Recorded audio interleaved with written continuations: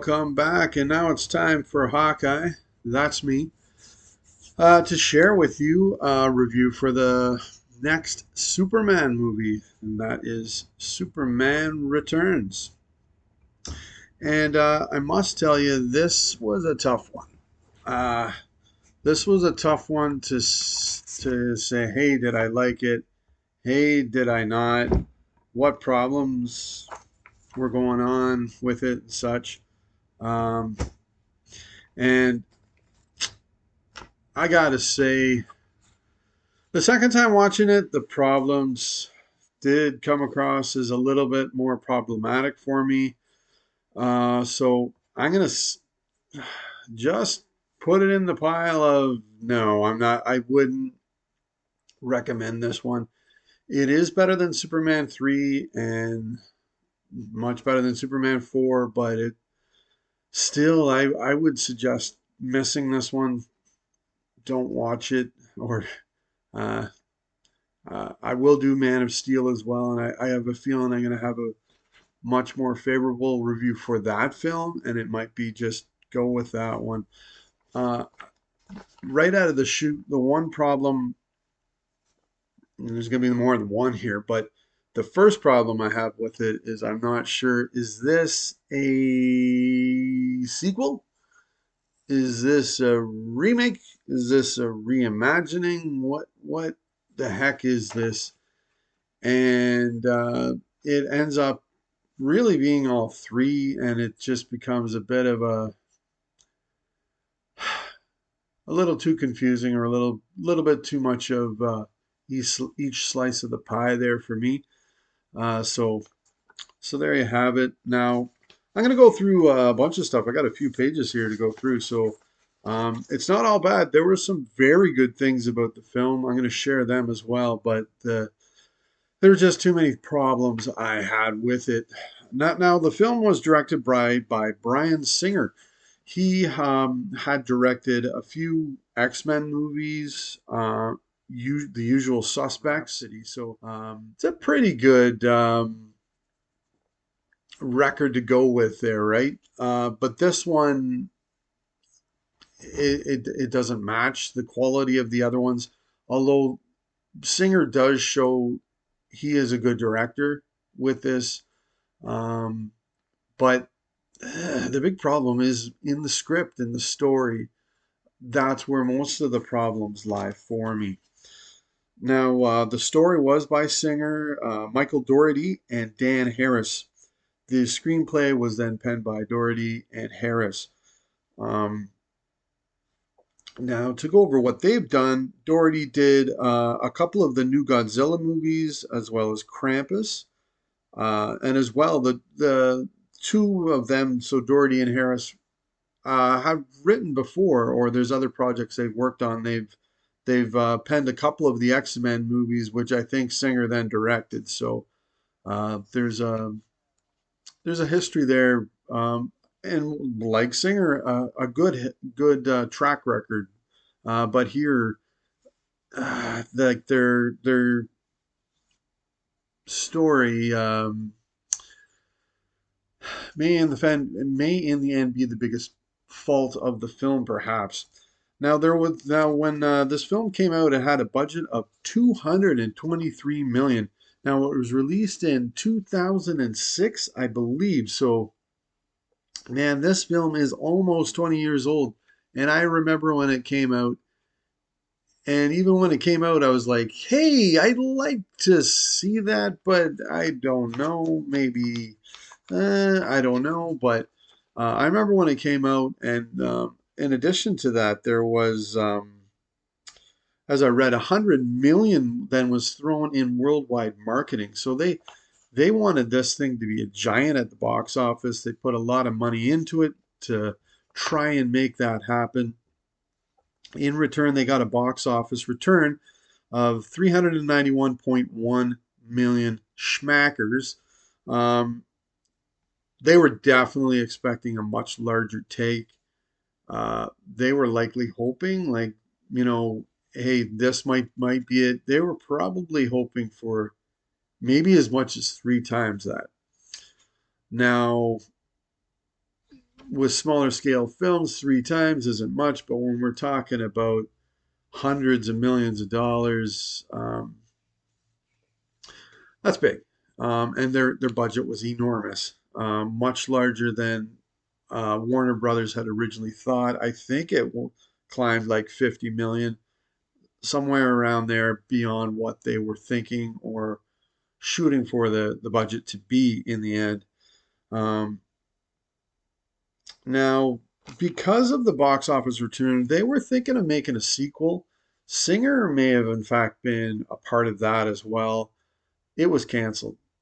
The returns on the Superman returns were not high enough for them to really want to shove a whole lot of money out into a sequel because, like, they didn't make very much money on this movie for what they put out. It was not very much at all. So now, the filming took place between March and November of 2005 as well, if you're interested in that.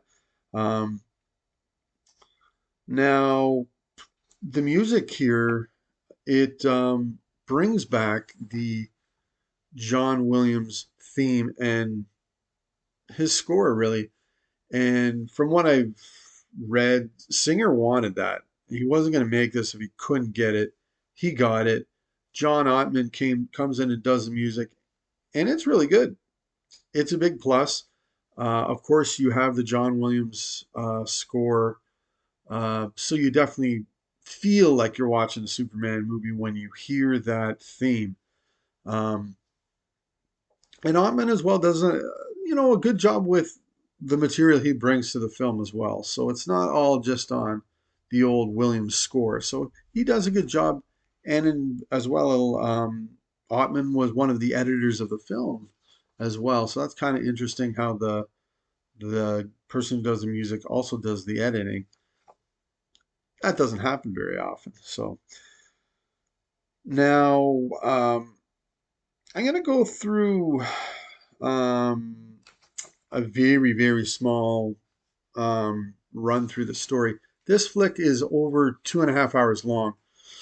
And it's, as I said, at times it feels like a remake, and at other times it feels like a sequel, and at other times, to go along with both of those, it's like a reimagining as well. Like the only actor who returns, and this is like 20 years after Superman 4, so I understand there's going to be some recasting going on, but the only actor who returns, I believe, is Marlon Brando, who was dead.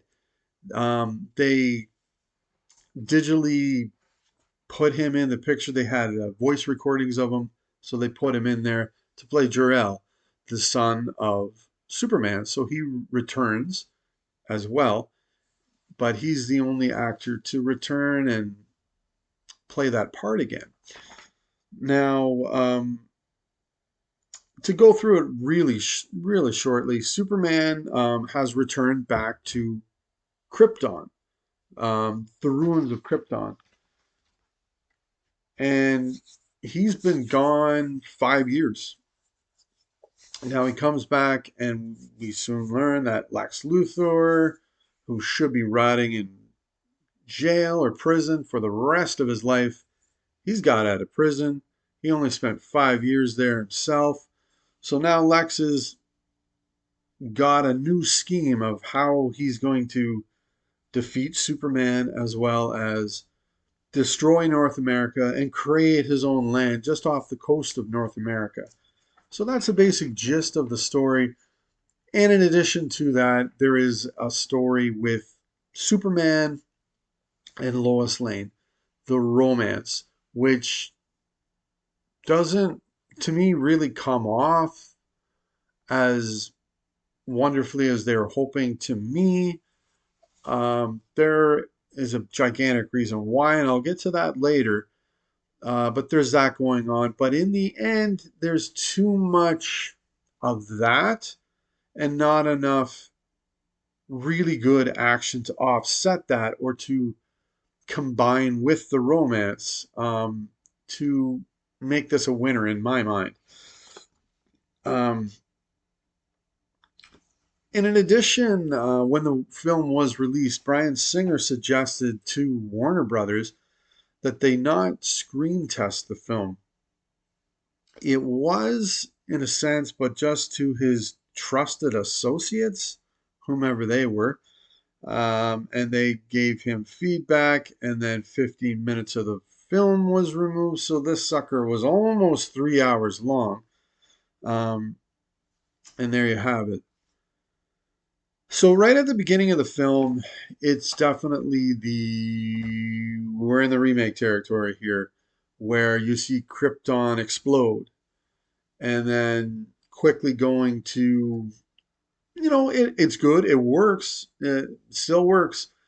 The credits flying through space and hearing the John Williams theme playing, it works. It's little complaint, it's a little CGI heavy going on. There's a lot of like motion and a lot of stuff going on, but it's a remake or a reimagining of the original thing that Donner did, and it's much shorter, much quicker, much more to the point, and looking to draw in new, fresh eyes who've never seen Superman before. So that was going on here. So that's the opening sequence. It works. It makes you feel like you're watching a Superman movie. So that's good. The one problem with the story, as I said, Superman returns to Krypton. You never see any of that. You're just told that's what happens, which it's interesting because the budget was enormous on this, but it comes across as very low budget when you're telling the audience something that happened, and it would have been or could have been quite spectacular to see, and you would have had the budget to show that. And from what I learned, they did film something and then it was cut from the film. I personally think what they needed to do with this film, they needed to, after that opening sequence, or not even have that uh, old credits flying through space thing going on. They needed to have Superman return to Earth, like have that the beginning of the film, but have it the scene where he saves Lois Lane on the aircraft and saving everyone on the aircraft as it's about to plummet, explode, kill thousands of people within a baseball stadium, but he saves everyone. I think that would have been a tremendous opening to the film. And then you can flash back, show him going to Krypton. As I've heard or read as well, there's a character, I forget his name, but he's like a sidekick, or not even a sidekick, but like a baddie who's with Lex, played by Cal Penn. He had a much larger part. He was supposed to be a disgruntled ex-worker from the Daily Planet who then sides with Lex Luthor, and he is the one who plants this idea there's something going on with Krypton. That's why Superman goes to Krypton, giving Lex a chance to get the wheels spinning on his idea, perhaps. Where in this film, Superman goes to Krypton, and you're like, okay, like we knew there was nothing there. Shouldn't Superman know that too? Like he was told by his father that what happened to the planet. So it's kind of it doesn't really work all that well the way it happens in the final film. And in addition to that as well, like with Superman being gone 5 years, he was supposed to come to a court date for Lex Luthor. He misses that because he's on this mission, and it comes across like that alone sets Lex Luthor free, which is kind of funny. Like, wouldn't there be a lot of other people that would know what happened? And like, and with like that opening, I think it would have worked a lot better for Superman. It would have been a great reintroduction to his character, where in the final film, it's sort of anti-big, not all that great of an introduction to Superman. And man, he deserves a great introduction. He's a huge, gigantic comic book hero. You need to give him that introduction. And I feel he wasn't given that in this film. So in the end, I think after the screening, like perhaps the opening where he's in Krypton was removed from the film. In the end, I think part of the problem as well is perhaps some of the wrong cuts were made to the film.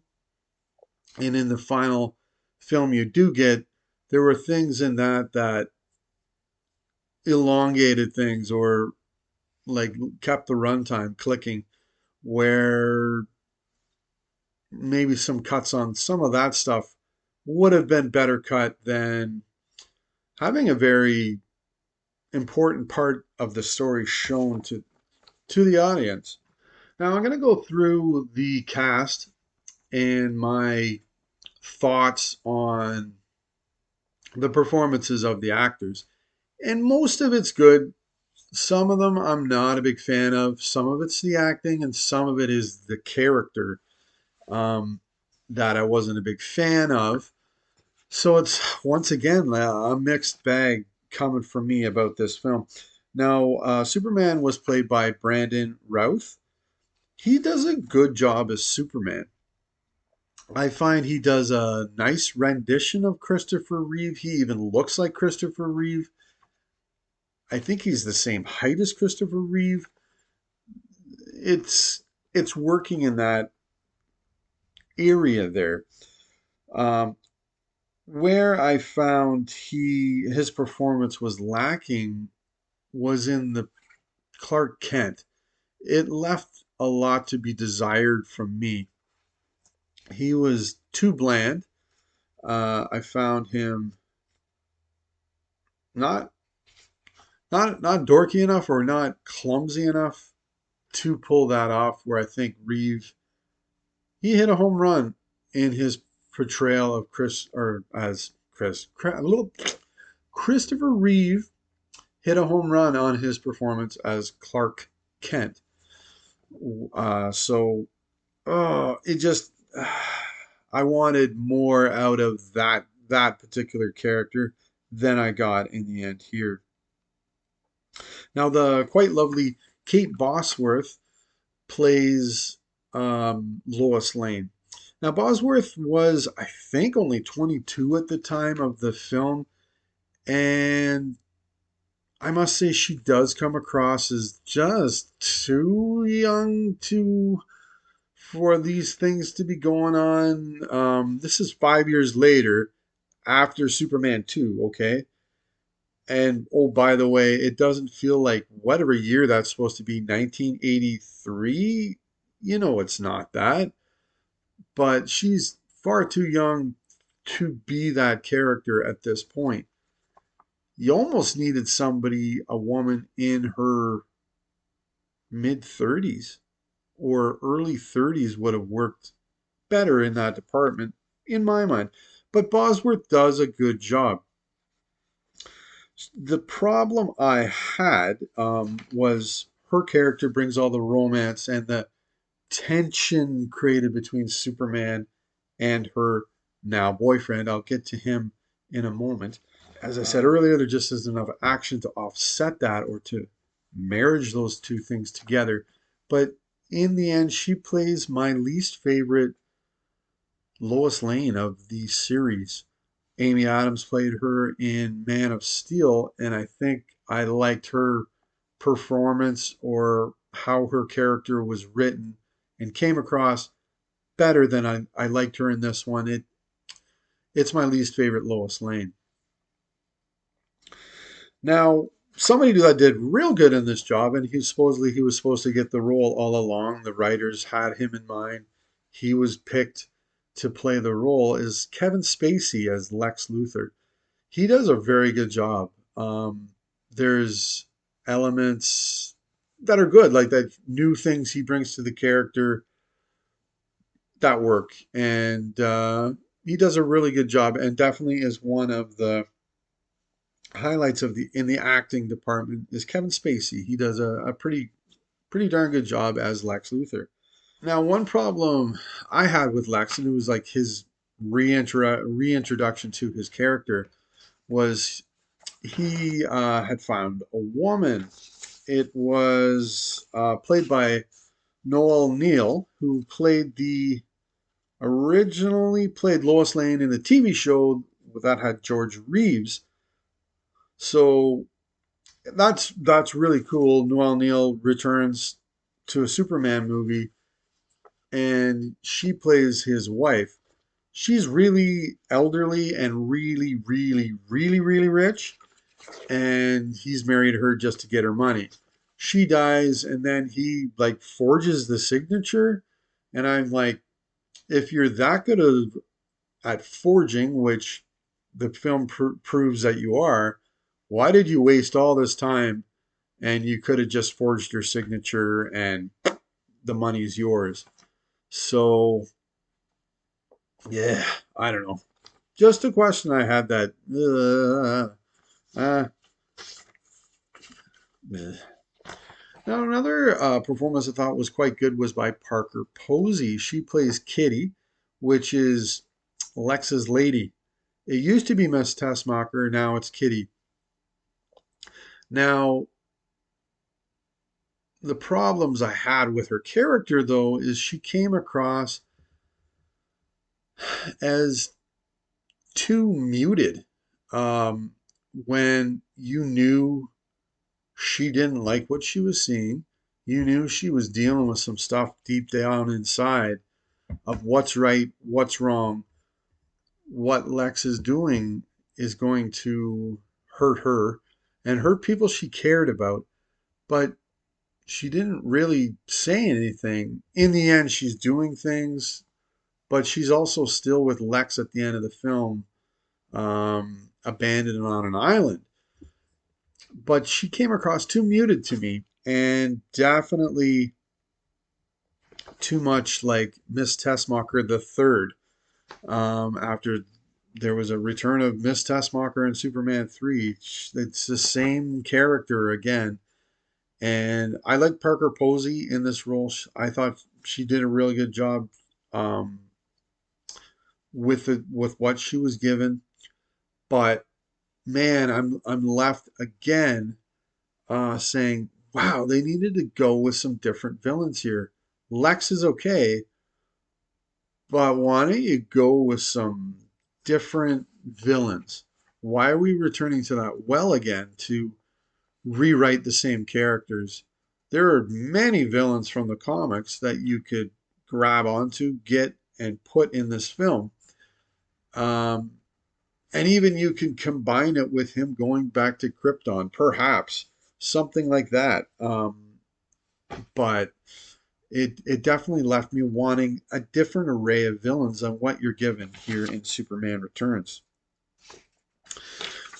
Now, Frank Langella plays Perry White, and he's great. He really does a great job in the role. So another good performance in this film here. Now, one performance I didn't like was by Sam Huntington as Jimmy Olsen. I'm not a big fan of how that character was done. Even in like the original Superman films, I wasn't a big fan of it, but it was done by Mark McClure. But at the same time, that's who the character was. He was green, young, didn't know much, really kind of a spunky personality that came across. Um, but now he's used as comic relief, and he just comes across like all of those characteristics. Now he's just weird and like half stupid at times, and like I don't know. That to me is not Jimmy Olsen. So I didn't care for that portrayal or how that character was brought across. Now, Richard White, who is the nephew of Perry White, Here was played by James Marsden, and he does a good job in the role. But what I had a problem with his character was his character. It wasn't in the acting department. Um, there's a couple of things like there was one scene that kind of made me go like that and snicker a bit. He questions Lois in front of a couple other men, couple other people, and their son uh, about I'm not it like to me it really doesn't even matter what it's about, even if it's important to him. I feel if I did this to my wife, my testicles would soon be floating in a bowl, and I would wish I never did that. So I thought that was not a good idea for that character to do. And I understand he doesn't want her to smoke, but no, don't do that. Not a good idea. Do that behind closed doors and talk to her about that. Um, anyways, but his character comes across to me as very jealous, not quite sure of himself and who he is. Um, and he, like everyone else on Earth, he ain't Superman. Um, and he doesn't seem to be cool with that he's not Superman. So he questions his wife's sexual escapades with Superman in her past. Um, if he'd like to live there and go there um, at this time with his lover, to me that's a brutal idea because you're also going up against Superman here, and not a battle you're going to win at all. So in the end of the picture, though, the character of Richard, for me, it comes across as sorry, you're not Superman. Indeed, you're flawed. And some of the flaws I see, I don't know if I needed to see those flaws. They could have come across in other flaws than the flaws I was given to his character. Um, but he is a good guy. He's got a heart, he's got a soul, and he cares for Lois and their child. So he's a good guy.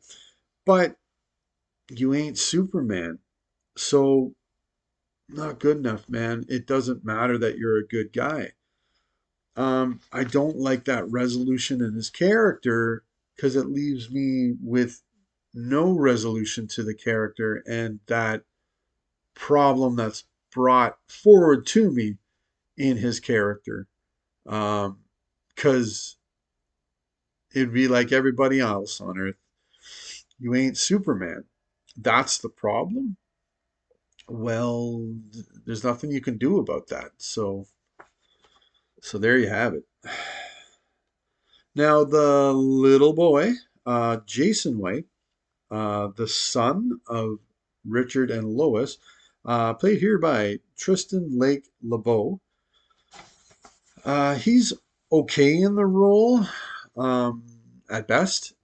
I'm not a huge fan of this um, performance and a little bit of the character as well. Um, as in the end, this is in fact Superman's son that he had with Lois. So Superman is his biological father.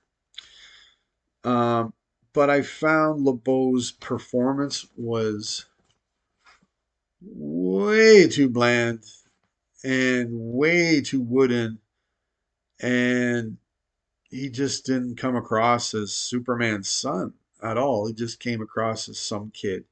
So I didn't like that. It it didn't come across for me as well as it should.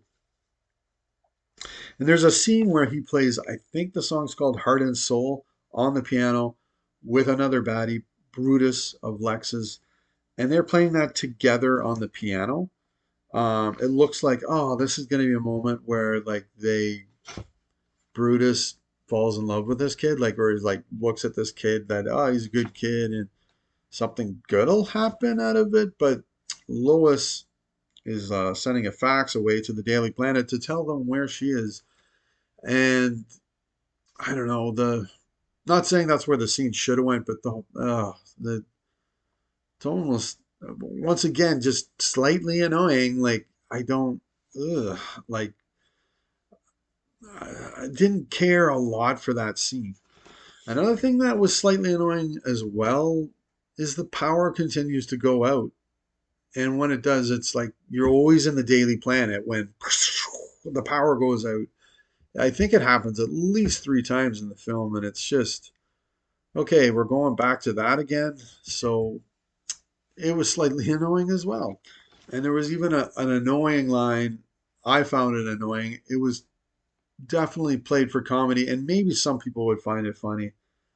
I found it kind of annoying was when Richard comes to save Lois from Lex's ship.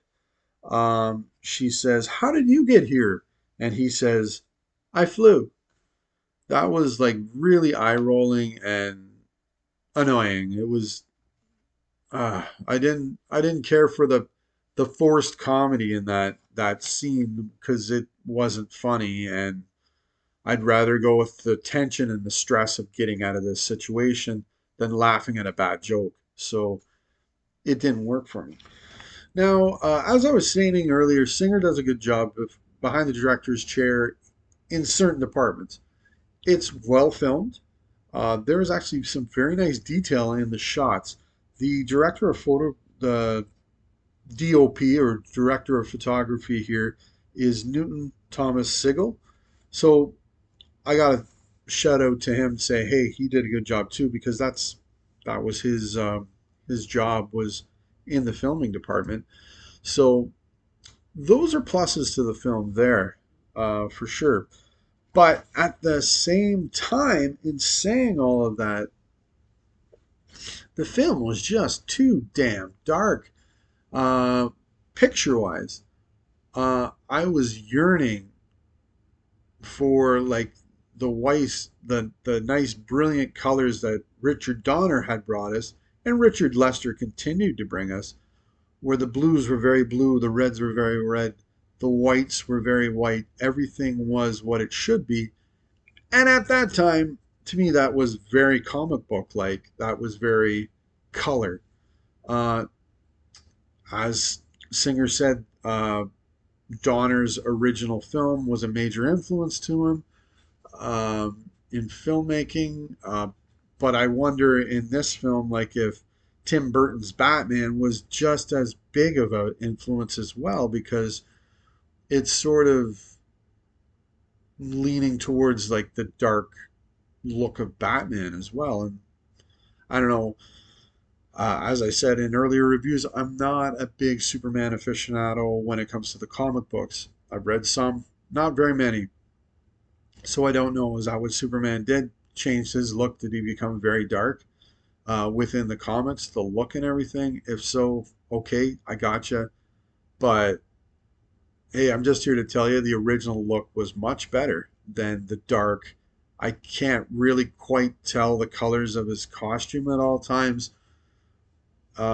That look, it works with Batman. It doesn't work so well with Superman, in my opinion. So, and of course, in this film, there's another Superman flying with Lois scene. The scene works a heck of a lot better than it did in Superman 4. There wouldn't be much worse ways to make that scene fly. There's a bad joke. But um, it is nowhere near as good as what Richard Donner brought in the original film. Um, the effects are nice. They actually work quite well. Um, and it's, hey, there's something going on between Superman and Lois. I got you. It's good, but there's just I don't know. It goes with the story once again. It just doesn't completely ring great with me. So now where the film really takes flight, another bad joke, and really works is when Superman is in action. That's when this film is actually working really well. Unfortunately, most of the times that's not what is going on. For example, the scene of Superman with the plane saving Lois and from crashing into the baseball diamond. That's a great scene. Um, Once again, I wish they started the film with that scene. That would have been like, whoa, what are we going to see here? It would have worked real good. In addition, with that scene there too, this is just something I love to pick out of the film. They're up where gravity is out of the plane now, so there's no gravity, and Lois is like grabbing for a pen, and that totally came out of 2001: A Space Odyssey by Stanley Kubrick. So I thought that was cool, as well as saving Perry White from the globe falling off the Daily Planet from crushing him to death right in the city streets. That was a really good scene. And that whole thing going on with Superman saving the city from destruction. That's really good too. And then as well, saving Lois, Richard, and Jason in Lex's yacht from drowning to death, saving them. That was really good. It felt very much Superman, and that really worked as well. And in addition, the film to me plays out like a video game at times. And I'm totally fine with that because this is Superman. That's okay. This is a comic book movie. It's supposed to, it's okay to flow like that in my mind. So at times it flows really well, and it's okay how it flows and the look of the attempted look of the film because it is too dark at times, but that going on, it works well. Now, the big problem, this is the big problem. I'm finally getting to it with the film. I'm just going to have a little drinky poo of coffee here. In my mind, this is much like the Star Wars movies where George Lucas came back and put in new scenes and brought them back to the theaters and changed the films. In my mind, there is a cut that wasn't released, but there's a cut in my mind of Superman 2. And it is of both Richard Donner and Richard Lester combined. In my mind, there is a cut.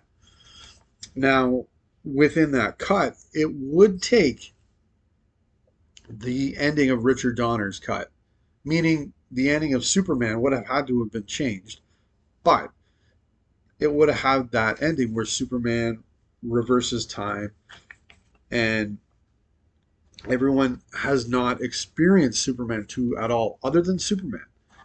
So, therefore, that means Superman and Lois Lane never had sex. She would not be pregnant if that scene never happened. So, it makes the whole fact of Jason being Superman's son impossible.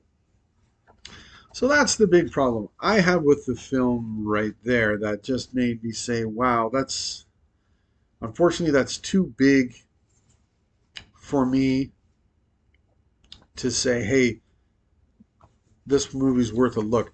Now, if you're into more of the Richard Lester cut and that did happen and his version of the film, then that's fine. That's cool. That it happened. Superman did not reverse time. Superman gave her the hypnotic kiss, and she didn't remember who Superman was. Now, another problem I had with the film is near the end of the film, Superman goes to New Krypton, or this land that Lex has created. Unfortunately, there, Superman has no power. Once again, it's the kryptonite that is drained Superman of his power. Then Lex reaches back and throws a punch at Superman, knocking him down and, you know, hurting Superman. I had a problem with that because this is now the fifth Superman film in this sequence, even though there's no mention of Superman 3 or 4, which hey, I'm okay with that. But this is Lex's fourth film, and we're now in the third act, and I can't believe he would have done that. He would have had his bad boys do that for him because Lex always, and from what I can remember, always used his brains, not his brawn, to get things done. So that didn't work for me either. Lex punching at Superman. Another cool cameo, though, in this film is done by Jack Larson, who played the original Jimmy Olsen in the show with George Reeves as well. He returns here and plays Bo, the bartender, that Clark and Jimmy Olsen visit and get a drink from him. So, in the cast as well is Eva Marie Saint. She returns as Martha Kent. Not that she's been in, but Martha Kent returns, played by her. That's what I meant to say. And in addition, as I said earlier, Marlon Brando returns as well as Jor-El, Superman's father. I just wrote this one down too. It was kind of an interesting scene where Lois and Clark are riding the elevator with a bunch of other people. All the other people in the elevator are all reading the newspaper. And a question I had is, when was the last time that happened? If you're in an interview with, an elevator with like 20 people and 18 of them are reading the newspaper, I don't think that's ever happened in my life. And that just doesn't happen anymore. People, I love reading the newspapers, but generations below me, hey, just look on your phone. Um, Not saying that's a problem here with the film, but it's just an observation I made where it's like that would never happen anymore. So now the effects of the film were good as well. They got an Oscar nomination. They ended up losing to Pirates of the Caribbean, Dead Man's Chest. Uh, but that was led by Richard Hoover and Andy Jones, from what I could find. So the effects are good too. They kind of returned to that after Superman 4 was just god awful. The effects to the film, but in the end, unfortunately, I would not suggest that this one's worth giving a watch. I know there's got to be fans of this film out there, but I'm sorry. I just had a few too many problems with the film. But anyways, I can't wait. I'm going to bring to you next Man of Steel, the last Superman film I'm going to review for now. Maybe I'll go back later once I watch. I know there's one he did with Batman. When I get through the Batman flicks, hey, I'll get to that. Um, I think there was a Justice League film too. I think he's a part of. I got to watch all those. So, at some point. But the last Superman film I'm going to do right now, Man of Steel. Can't wait to watch that one again. I really enjoyed it the last time I saw it a couple of weeks ago. I'm going to watch it again, review it for you, and I feel I'm going to have a much more favorable review than this one here. But, anyways, peace out, enjoy yourself, and hey, keep love watching those movies.